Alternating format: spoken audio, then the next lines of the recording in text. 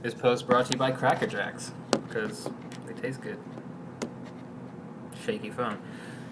Alright, here we are. It's day 2 Comic Con. It's Friday in San Diego. It's hot out. Want to talk a little bit about last night. We just talked about District 9. Afterwards, myself and about 40 other people had an opportunity to go talk to Peter Jackson, which is always awesome. He was the producer of the film. He was very proud of the film. And there's not too much to talk about, but I did want to give you a little insight into Peter Jackson as a person, because he's not someone that's totally in the media eye. He sort of likes to do his own thing, which is amazing and awesome and fun. And then he comes to America and rocks out 3 of the biggest movies of all time, which is the Lord of the Rings trilogy. So we got to sit with him, have a few drinks, gin and tonic. And in terms of District 9, what his role really was to sort of push Neil to make the film different, in that it could be, they secured an R rating and he wanted him to just go with that. He was talking about Transformers 2 and G.I. Joe, which are these big summer movies that are going to be rated PG-13. So G.I. Joe can't have Destro splatter some guy's brain across the screen, or toss a farm animal at somebody and crush them, or shoot somebody with a death ray and have an unfortunate chain of events happen. But this is something that District 9 can do because it is rated R. And so Peter Jackson was like, you should put more splat stick, as I mentioned earlier in the other video, which is sort of comedy gore, into the film. And there are some parts that, like I mentioned, you definitely laugh at, and they're definitely very disgusting and bloody, which is awesome. And Peter Jackson referred to this as a low-budget film, and that's when everyone started questioning the budget and was so amazed at $30 million. It just shows that to Peter Jackson these days, $30 million is sort of low budget, which, I mean, it's $30 million. But to Peter Jackson, he likes that amount, and he considers it low budget because it gives him more freedom, and he's considering himself coming back to smaller films, because he's done The Lord of the Rings, where you're given, they give you $150 million, and then The Two Towers, they give you $175 million. And then, at the end of the day, you've put $500 million on this screen, and you have a obligation to the studio to protect that money. Whereas if it's $30 million, you can sort of play with that, which is a fact he stressed. And then about Peter Jackson, moving on, he talked a little bit about Tintin, which you should be checking out my tweets on Twitter, as I'm posting a lot of rapid-fire information there, such as with Tintin, Spielberg is directing the first part, and that a first cut should be done next week to be turned in to see how things are moving along on that. And Peter Jackson also mentioned that Spielberg 25 years ago purchased the rights to Tintin after someone told him that his Indiana Jones stories, I guess that he came up with George Lucas, throw him in there too, were similar to Tintin type stories. So these rights have been waiting in Spielberg's vast collection for 25 years, and we're finally going to get to see that. So that's cool. And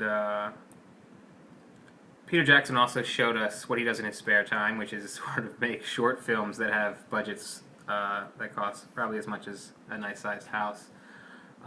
He showed us one, Crossing the Line, I believe was the title, and it was a test of the Red camera, which is sort of the premier low-cost digital Red camera, which District 9 was actually shot on.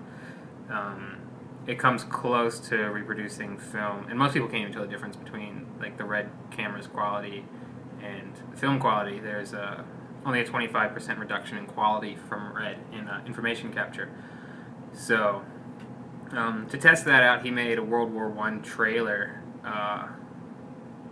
It was just awesome. I mean, you'll probably never see it, and I wish I could see it again, but I probably never will. But it had his heart is really with World War I aviation, so there was a lot of aviation shots. There was a lot of in the trenches stuff. Really just a fun short film, and like I said, he just did this to play with the Red camera.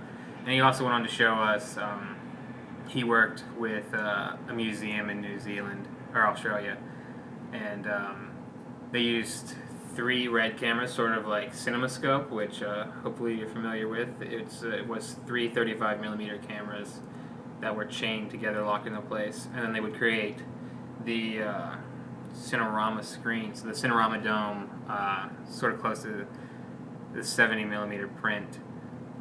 So he actually, in doing this for the museum, chained 3 red cameras together, and the screen that they had would wrap the whole way around.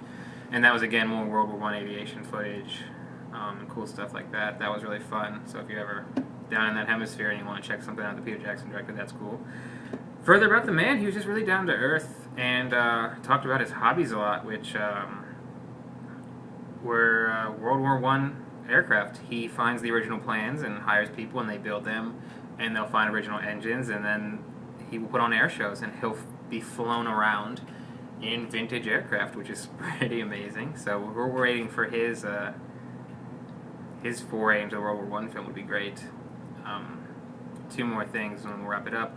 Speaking of World War I films and Peter Jackson, Dam Busters, the project he was working on, they're considering doing 3D. They've done some tests for that, but that'll come later. So, and second, wingnutwings.com is where you can buy small model airplanes that Peter Jackson's company helped they design them, because he figured he spends this much time working on it, he might as well make models for kids to collect, which is awesome.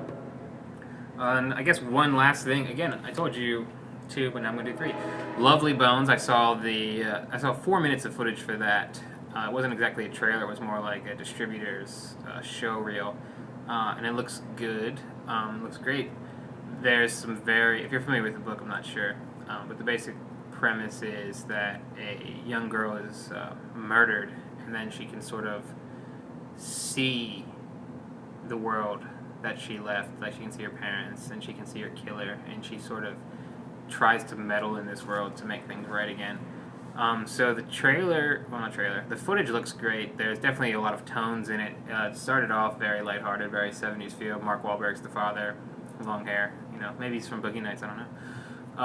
And that was just a fun-looking piece. And then it immediately switches to a very tense thing with Stanley Tucci as the bad guy. And I'm sure a trailer will probably come out sometime soon. They have enough footage for it. I think that's coming out next week or a week after. It's coming out fairly soon, Peter had mentioned. And yeah, I call Peter Jackson Peter. So I'm going to end it there for Peter Jackson. It was a fun time. Talked a lot about District 9. He's very happy with it, so you should see it. You should look forward to the Lovely Bones trailer. It looks entertaining and magical, and also like it'll be a great thriller. And yeah, you guys enjoy your day. I'm going to talk about more comic stuff and movie stuff and keep you in the loop. You should follow me, twitter.com/rejectrobert.